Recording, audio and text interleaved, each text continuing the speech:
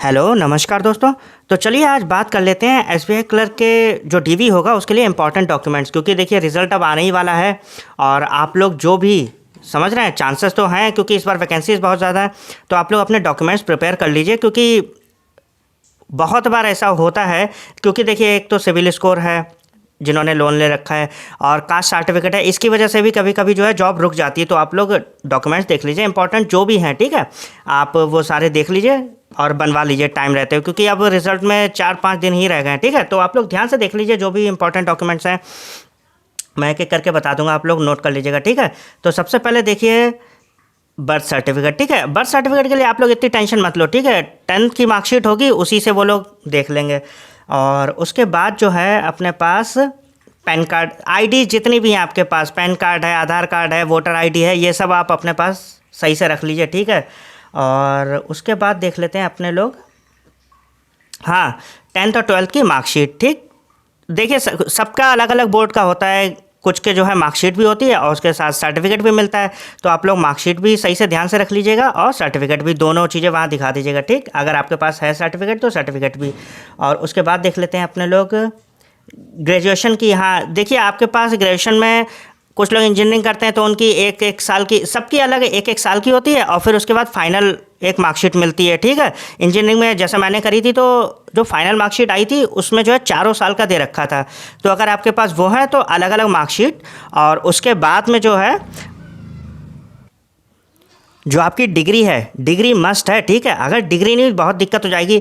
कुछ लोग जैसे अभी उन्होंने ग्रेजुएशन की है तो प्रोविजनल सर्टिफिकेट, ठीक है, उससे काम चल जाएगा आपका। लेकिन जो जैसे 2 साल हो गए हैं, 3 साल हो गए हैं, तो आपको तो डिग्री की 100% ज़रूरत पड़ेगी, ठीक है। तो डिग्री भी रख लीजिएगा, अगर नहीं है तो कॉलेज से ले लीजिए जाके। और उसके बाद देख लेते हैं अपने लोग नेक्स्ट, हाँ, 2 करेक्टर सर्टिफिकेट, लेकिन ये अभी ज़रूरत नहीं है, ठीक है। अभी रिज़ल्ट आने में टाइम है, रिज़ल्ट आ जाए तब आप निकलवा लेंगे। देखिए जैसे एक है, एक तो आप बैंक मैनेजर है, गेस्टेड ऑफिसर हैं, और दूसरा अपने कॉलेज से जहाँ से आपने पास आउट किया है, या आप स्कूल जैसे आपने 12th किया है तो वहाँ से भी आप ले सकते हो, ठीक है, कोई दिक्कत नहीं है।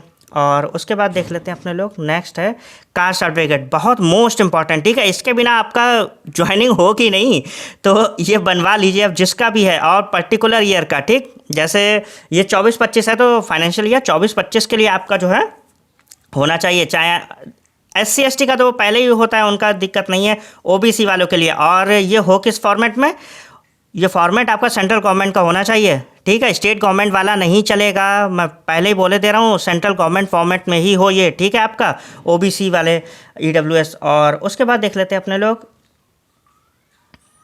हाँ, सिविल स्कोर। देखिए सिविल स्कोर का क्या है, अभी आप लोग वेट कर सकते हो, ठीक है। जिन जिन का भी सिविल स्कोर कम है, 600 है, 600 से कम है, तो होगा क्या, जब आपका रिजल्ट आएगा तो उसके बाद आप लोग, जैसे मान लीजिए आपका 50,000 का है, ठीक है, और आपकी ज्वाइनिंग होने वाली है, तो इतनी बड़ी इशू नहीं है। आप 50,000 जमा करोगे और बैंक से आपको नो ड्यूज़ मिल जाएगा, ठीक है। तो वो नो ड्यूज़ अगर आप दिखाओगे जाके वहाँ ज्वाइनिंग के टाइम पे, तो वो आपको ज्वाइनिंग दे देंगे।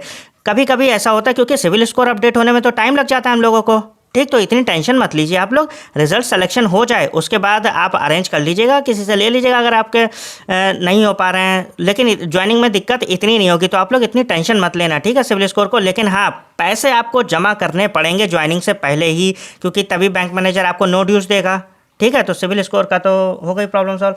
और उसके बाद वो फ़ोटोज़ तो आप रख ही लोगे। बायोडाटा फॉर्म जो है वो आपको सब कुछ चीज़ें जो हैं जैसे मैंने ये बता दी हैं, लेकिन उसके बाद भी आपको मेल करी जाएंगी। तो मेल जो प्रॉपर है वो उसको देख लीजिएगा आपका वर्क कर रहा है या नहीं, ठीक है। तो मेल भी आप लोग वो टच में रहिएगा, क्योंकि मेल पर ही सारे फॉर्म वगैरह है और बहुत सारी चीज़ें आएंगी, ठीक। कोई भी चेंजेस होते हैं, उन्हें कुछ और एक्स्ट्रा भी चाहिए होगा तो वो सब आपको मेल में बता दिया जाएगा। बस यही थे आपके इंपॉर्टेंट डॉक्यूमेंट्स, ठीक। और प्रिपेयर कर लीजिए इन्हें अब, ठीक है, क्योंकि देखिए आपको करना तो है ज़्यादा, इस बार बच्चे सेलेक्ट होने वाले हैं, तो आप लोग ये प्रिपेयर कर ही लीजिए, ठीक है। और मिलते हैं नेक्स्ट वीडियो में, थैंक यू।